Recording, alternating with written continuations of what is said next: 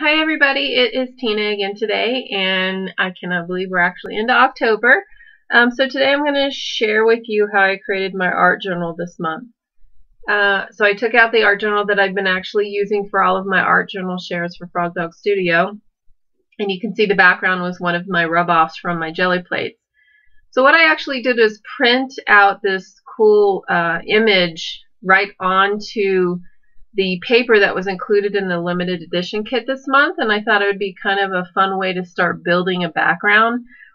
This art journal page actually took many turns along the way, and you don't see a whole lot of that in the background, but it's a technique I think I might use on a future art journal page because I thought it was really cool, just that image of that building with the text behind it. So what I'm doing right now is just trying to figure out kind of placement on the art journal.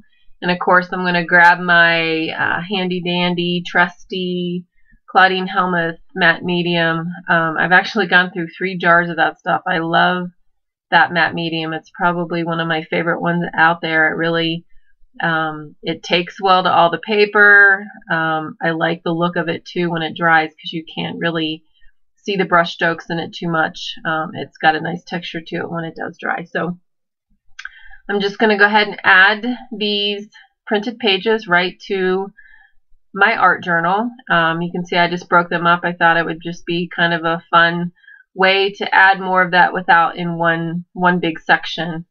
So I just randomly ripped them up, and I'm going to adhere them to my background.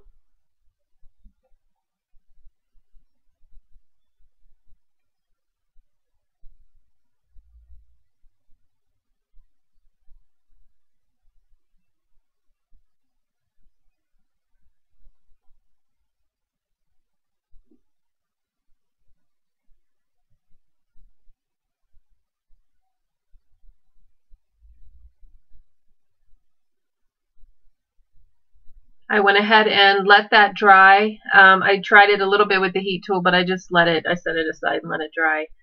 So now I'm going to take, actually this is one of Rhonda's new stencils from Crafters Workshop, the new releases from CHA. It came out, and I'm using the purple and green spray that were in both the main kit and the limited edition kit, and I'm just starting to build some of the colors and the layers on my journal page, and you can see the different layers there on the background. So now I'm also taking the stencil. That was kind of the only thing I had in mind for my journal page. I somehow wanted to use the stencil from the limited edition kit, and I'm going to go ahead and apply some of the embossing paste onto my art journal page. I'm using the embossing paste that was in the main kit, not the transparent one. I use that in several of my other October kits, and both of these are such awesome product. I really like the texture and consistency of the embossing pastes.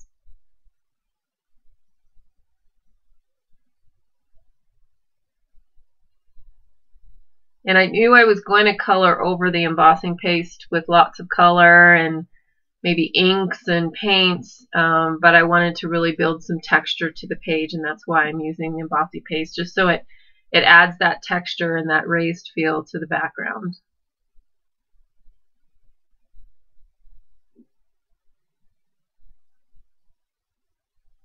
After I had taken it off, I realized I wanted to go ahead and put the nose on, so I'm just doing that right here.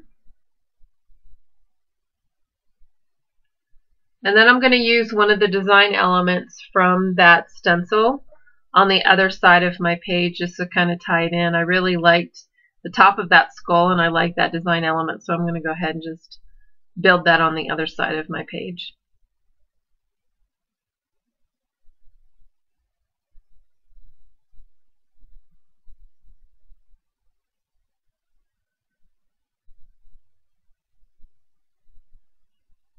I'm going to go ahead and I think I'm adding some more of the that starburst shape. I do 3 of them here, again, just to add some more texture to the background. That's one thing when I was developing that stencil, I wanted to kind of keep that in mind so you could use a different design element instead of the skull.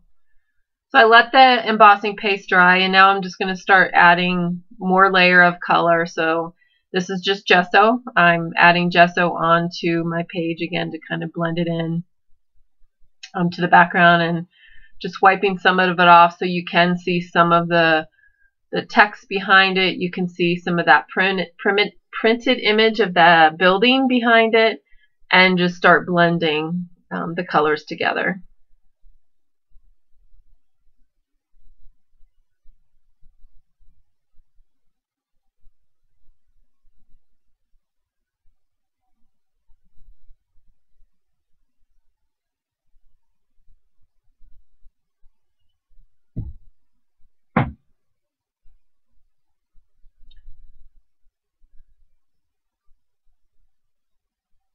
So now I took several colors of distress paint that I had in my stash, and I knew I wanted to use some of the same colors, the greens and the yellows and the blues. So I went ahead and just dabbed some of the yellow right onto my page and spritzed it with water. Again, distress paints react with water. And spread it around with the paintbrush, again, just to keep adding and building more color and layers to my background. So I'm doing the same thing over here. Dab some of it on. That's one thing I really love about the paint that's in the daubers. You can do it, and it's pretty mess-free. So now what I'm using is some of the magicals. I thought it would be kind of interesting. I wasn't quite sure what would happen if I took a stiff brush and rubbed the magicals directly on the embossing powder. Actually, over there on that side that I'm working on right now, the embossing powder wasn't quite dry, and this embossing, or not embossing powder, the embossing paste is softer than some other embossing paste. So when I used that stiff brush on it, it actually started to tear it down, and on the other side of the page there wasn't much left of the design that I originally had put on with that stencil. So that's something to keep in mind when you are using this embossing paste. It is a stiffer or a softer consistency, and it doesn't dry super hard like some of your other golden or Liquitex modeling pastes that are out there. It is a softer consistency. So now I'm taking some of the Lindy spray. This is actually one of my favorite white sprays. I think it's a ghostly white. It's going to be in the store as well. It's got a tint of blue to it, but when it starts to react with the magicals and with the other elements on the page, it created a really pretty purple. So I just sprayed it on and let it drip down, and then dried it with my heat tool. This is actually, I've added a lot more color, you can see on my page, on both sides, and I'm using distress paints again. And then what I did on the side that I had the skull stencil, I really wanted to start pulling out those elements of the skull features, the mouth, the nose, and the eyes. So I'm using the distress paints to really build on the layers. And again, since they react with water, I'm just spraying my page with the water to start blending those colors together.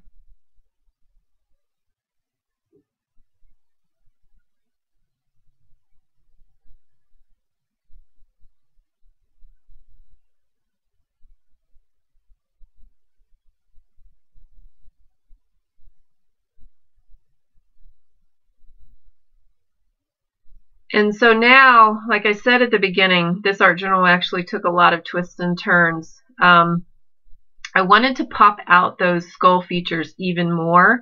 So what I'm doing right now is just taking gesso and rubbing it around the outside of those features. So I'm really highlighting the eyes, the nose, the mouth, and then the other features of the skull from the stencil. And so you can see that they're really starting to pop off this page. And the reason I was doing this is I thought it would be kind of cool to then put the stencil back on and spray it with some Liquitex spray paint. I actually had never used it before this, and I love it. I love how it turned out. So I'm really just matting down that background, so when I spray over it, and you'll see what I mean when the video moves ahead, it really made those elements pop off the stencil. So again, I'm just randomly putting that gesso on and rubbing it in, so you can still see some of the background, but it makes those elements pop. So now I'm just working around the cheek areas, again, to kind of let them stand out some more, and blending the paints on the other side as well.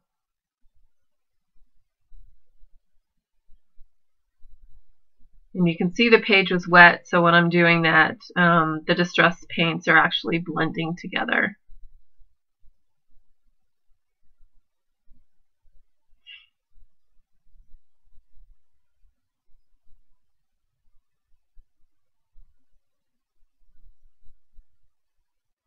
I really liked how they look with the gesso blended in with it. It created a really soft, but yet colorful and bright background.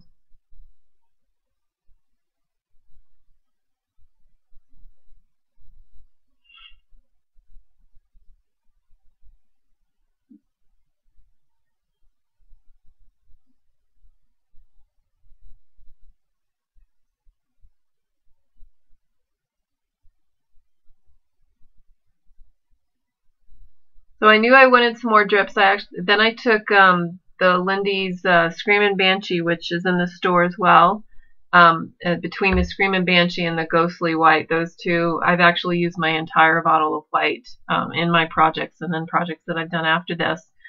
I wanted some more drips, so I'm using the Banshee, Screamin' Banshee on the background, and it's a black color, but it has a purple tint to it. So again, when it starts mixing with other elements on the paper, it's a beautiful, beautiful color. I used that a lot in the Halloween house that I created.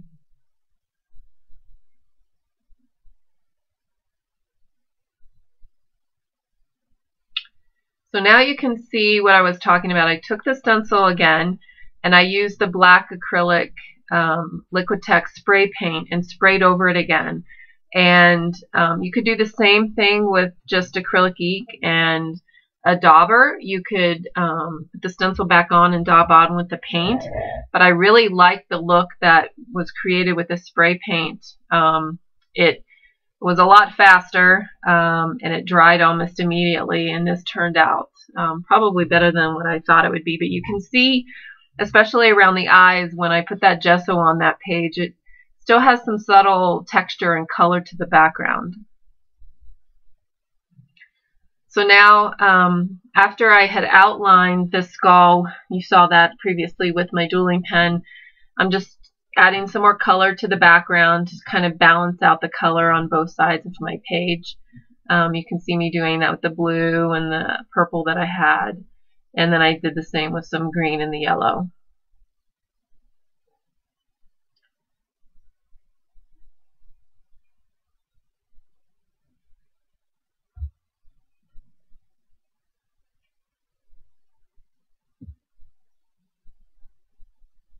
And just more color. This art journal has lots and lots of colors and layers on it, but that's what I think is so fun about art journaling and just creating mixed media like this. You just keep playing with it, and you can add paint and add gesso and stamp on it and kind of whatever you want until you get it to something that you're happy with and how you like it. And it's just really, it's playing around creatively, and it just gets your brain thinking about different colors and how they look together and what the different patterns. And then when you're playing with your materials this way, your product this way, you'll usually find new and fun ways to use the product that you hadn't thought of before.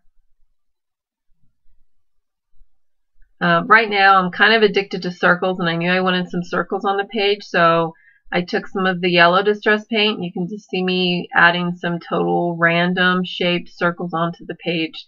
There's something about circles to me that really balance out art journals. I think almost on every single one of the art journals I've done for Frog Dog, I've got circles on it. It's one of my go-to design elements, and they just never get old. They just always look so fabulous on mixed media projects. So now I'm just trying to balance out some of that yellow on the other side of the page, because I've got those three really bold circles on. the left side of the page, so I really wanted to put a little bit more yellow onto the other side to balance that out.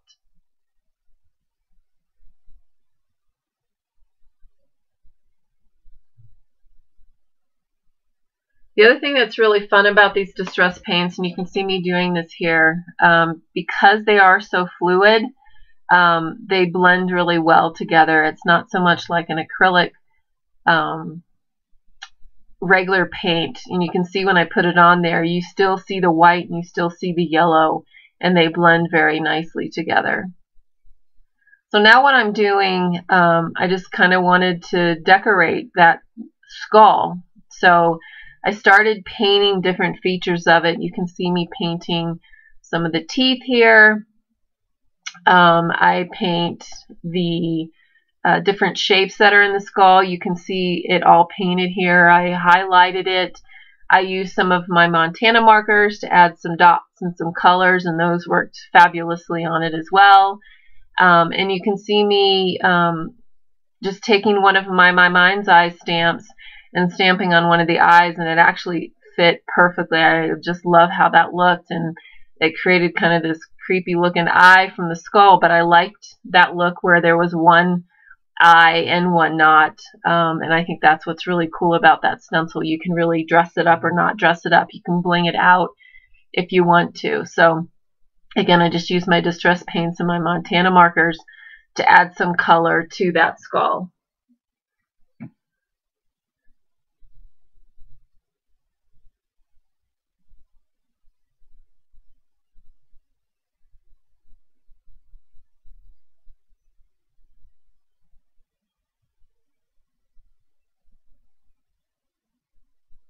And now I'm taking the Screaming Banshee again and putting another layer of it dripping down. That's another thing that I never get tired of. Circles and drips. I like that look on a lot of my art journal pages. It's something that, at least for right now, that I'm not getting tired of, and I like it. So you'll probably see it on several of my art journal pages.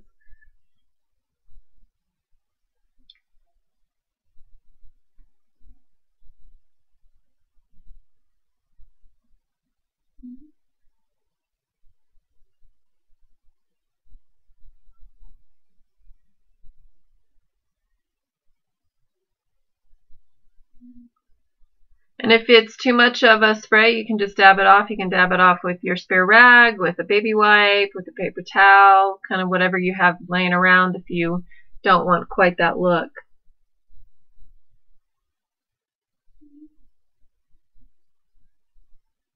So then what I did, and I didn't capture this in the video, I went ahead and typed out my sentiment, which is actually in the finished product. You can see that in the images that I've put on the blog post, but I just glued it down on the other side of the page, and I added my sentiment, and it was done. So I hope you enjoyed my art journal this month, and I look forward to seeing your creations. Thanks for stopping by.